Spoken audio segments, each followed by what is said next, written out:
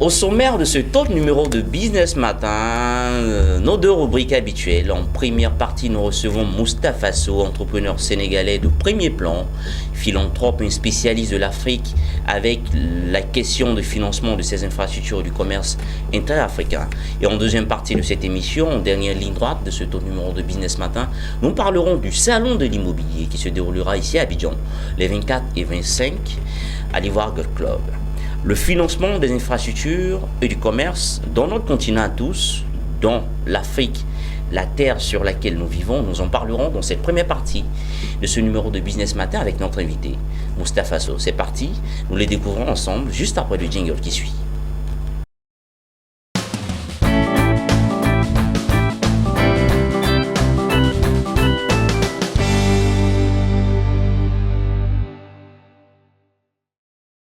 Financement des infrastructures du commerce dans le continent, en Afrique.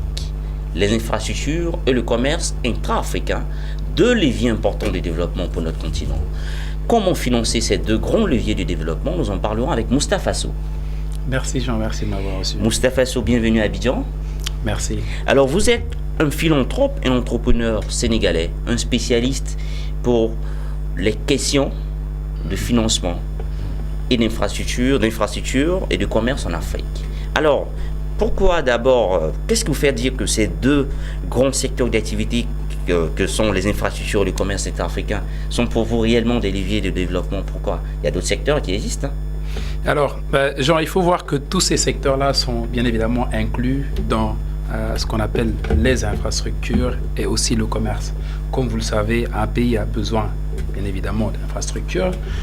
Un pays doit consommer. Ce qu'on consomme, on l'importe. Ce qu'on produit, on consomme et on l'exporte. Très bien. D'où l'importance de ces deux secteurs comme étant les leviers de développement d'un pays. Très bien. Alors, les infrastructures, on a les infrastructures, la voirie, dans le domaine de la santé, du sport, de l'éducation.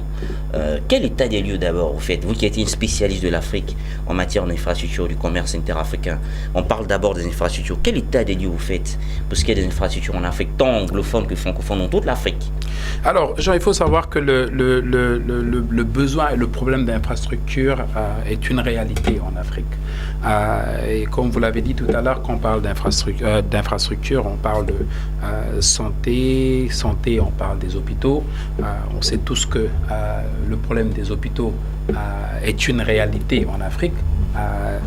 On parle d'énergie. Tout ce qui est production d'énergie, électricité, il faut produire, il faut transporter, il faut distribuer. Ça requiert des infrastructures. Ça, vous savez aussi bien que moi, c'est un réel problème en Afrique. On parle de routes.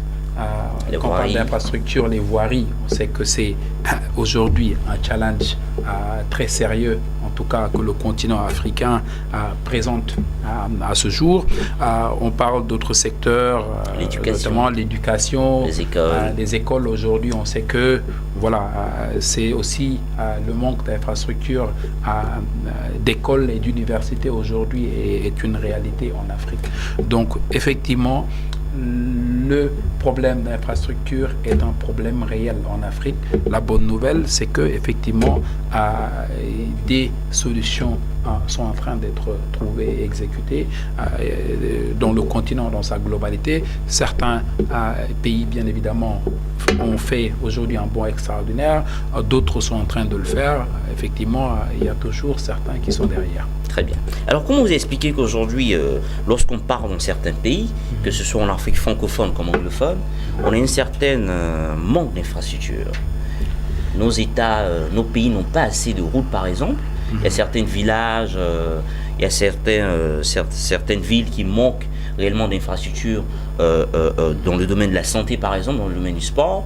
Comment est-ce que vous expliquez cela? Alors, Jean, il faut voir que pour avoir des infrastructures, il faut les financer. Très bien. Pour les financer, il faut de l'argent. Il faut de l'argent. Et cet argent-là, ce n'est pas des petits montants. Aujourd'hui, on évalue à peu près 100 milliards de dollars le besoin, en tout cas, de l'Afrique chaque année. 100 milliards de dollars pour pouvoir combler, en tout cas exactement 100 milliards de dollars pour pouvoir, de besoin pour pouvoir couvrir le besoin en financement d'infrastructures.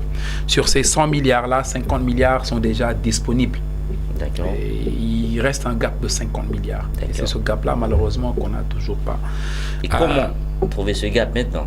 On va en parler au cours de l'émission. Effectivement, je pense que ce qui est clair, c'est qu'il faut préciser, bien évidemment, en dehors de ces 100 milliards, qui représente aujourd'hui le besoin. 5 milliards est déjà disponible, bien évidemment. Il faut voir que sur ces 50 milliards, 70% provient directement du financement de l'État. De l'État. Et bien évidemment, les 5 milliards qui représentent un gap.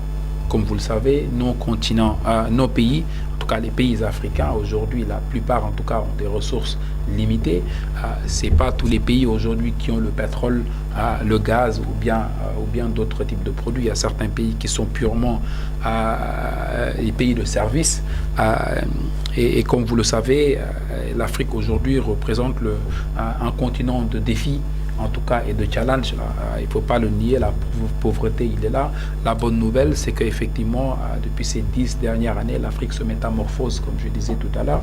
Et dans cette métamorphose-là, bien évidemment, on a aujourd'hui le besoin, en tout cas, de financement et la solution, en tout cas, qui progressivement, dans certains pays en Afrique aujourd'hui, est en train d'être résorbée. Je prends l'exemple du Sénégal, avec ces 5 dernières années, pas mal d'infrastructures qui ont été inaugurées. Récemment, il y a l'aéroport qui a coûté presque $1 milliard.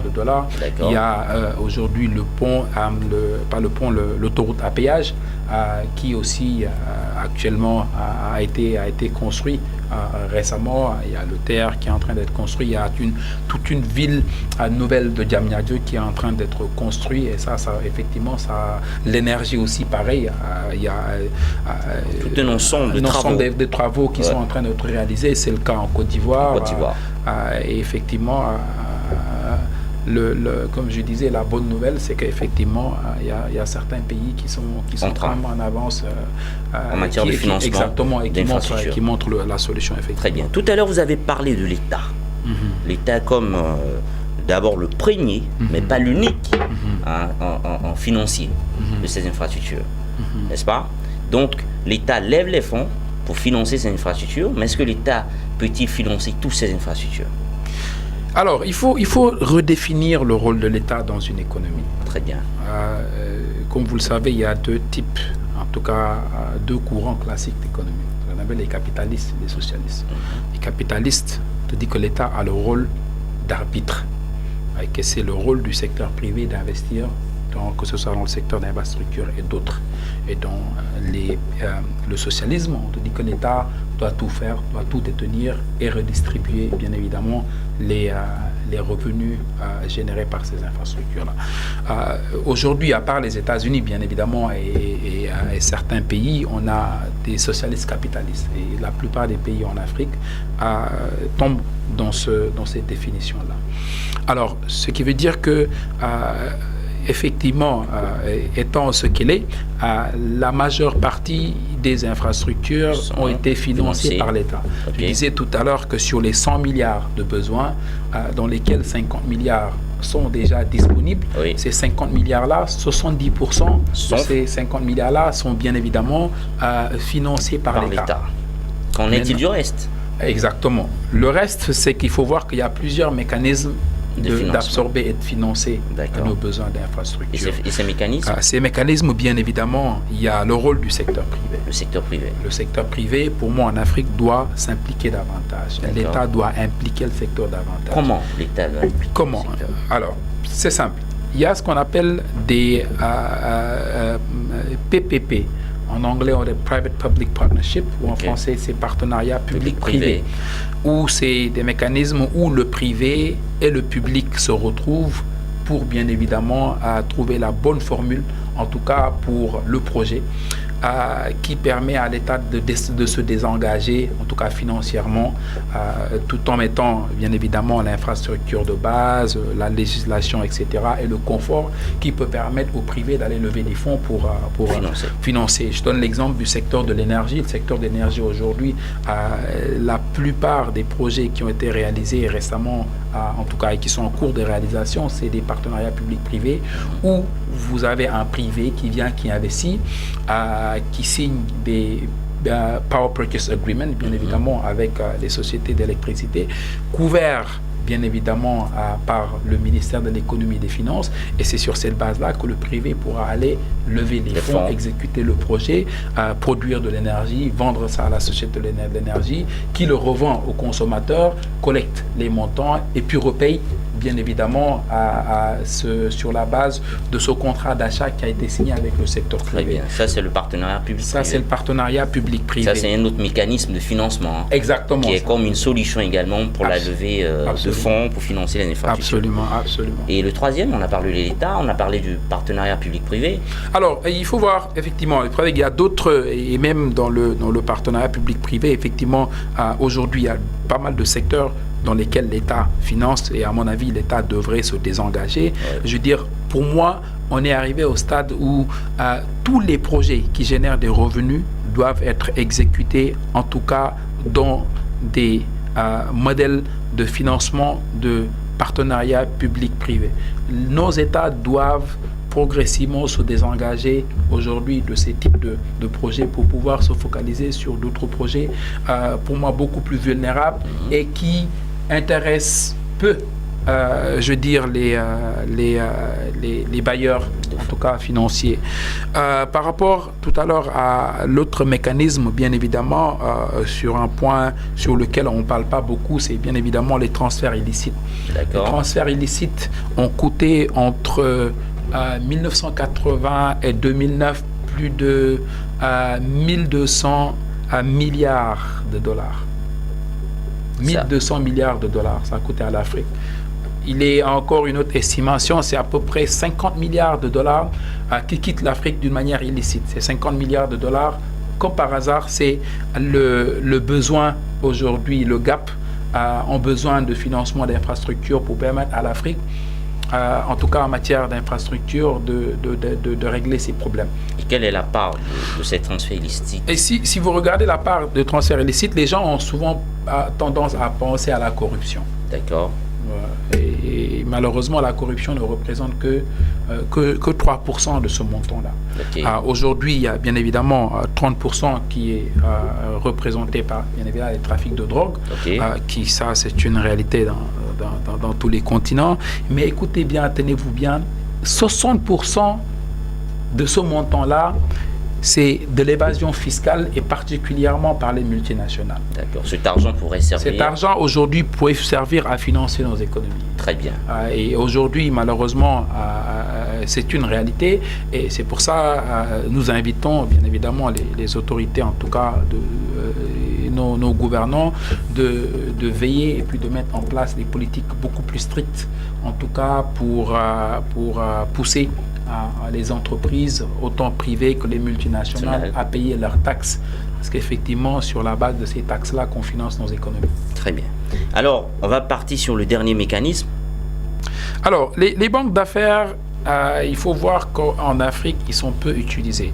Il faut voir que, autant vous êtes dans la partie francophone et anglophone, la définition est différente. D'accord. Les gens ont tendance, quand vous parlez de banques d'affaires, ont tendance à parler de banques de dépôt. Alors, les banques d'affaires, comme communément appelées investment banking, dans le jargon anglais. Elles sont différentes des banques commerciales. Ils sont différents des banques commerciales. Je donne l'exemple aujourd'hui d'un Goldman Sachs, ou en tout cas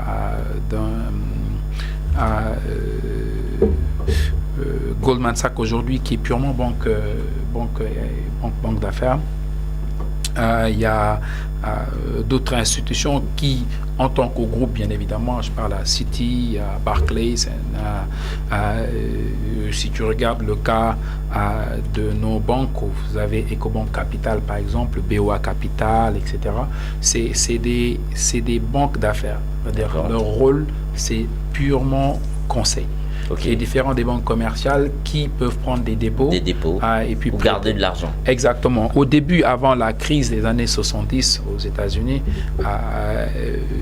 les banques d'affaires et les banques commerciales étaient les mêmes. Les banques d'affaires pouvaient avoir leur propre bilan. Ouais. Et c'est effectivement au sortir de cette crise, grâce à la Stigl Act, qu'on a séparé le métier de banques commerciales qui doivent protéger les dépôts et les banques d'affaires compte tenu bien évidemment des types de risques, surtout sur la partie trading qui était à l'époque à cause de cette crise financière. Très bien. Et ces banques d'affaires, comment est-ce qu'elles interviennent dans le financement de ces infrastructures? Alors, ces banques d'affaires en général, c'est des experts. C'est des experts qui ont été formés dans la matière, formés dans tout type de secteur. Le rôle, c'est le rôle de conseiller. Le rôle de conseiller, ça veut dire que voilà, un projet, c'est d'avoir la capacité de mettre en place un projet, de structurer le projet, de le rendre bancable et bien évidemment de le vendre aux prêteurs final qui sont souvent des banques commerciales ou des banques de développement. La particularité, comme je te disais tout à l'heure, c'est des experts dans la matière. Leur rôle, bien évidemment, c'est de rendre un projet bancable, ce qui aujourd'hui est un problème en Afrique. L'un des problèmes majeurs qu'on a effectivement dans ce continent, c'est la bancabilité des projets. Et ça revient à ce qu'on disait tout à l'heure, parce qu'effectivement, la banque d'affaires n'est pas bien impliquée, en tout cas, dans les structurations de projets, et ce qui souvent a fait que pas mal de projets en Afrique sont vraiment peu bancables. Très bien. Donc aujourd'hui, si l'État veut vraiment financer, nos États respectifs veulent financer les infrastructures, je récapitule, l'État lui-même doit, dans lui-même son budget, prévoir une part de son budget pour financer ces infrastructures. Il faut faire également appel au secteur privé par un partenariat PPP. Penser également aux banques d'affaires qui, elles, sont des banques carrément différentes des banques commerciales qui, elles, sont spécifiées dans la recherche du financement d'infrastructures. Effectivement, c'est ces trois-là. Vous avez le secteur public, l'État, vous avez le secteur privé, et vous avez aujourd'hui le conseiller. Le conseiller, son rôle, c'est vraiment de faire la cuisine en tout cas. C'est de rendre tout mangeable, comme on dit bancable. Moustapha Sow, merci d'être venu. Avec vous, on a parlé aujourd'hui du financement des infrastructures et plus précisément du rôle des banques d'affaires dans la recherche d'argent pour pouvoir financer ces infrastructures dans nos pays respectifs. Et puis, on part maintenant pour le salon de l'immobilier qu'on découvrira en deuxième partie de cette émission. Merci d'avoir suivi Moustapha Sow. Merci beaucoup. On part pour notre prochain invité. Merci.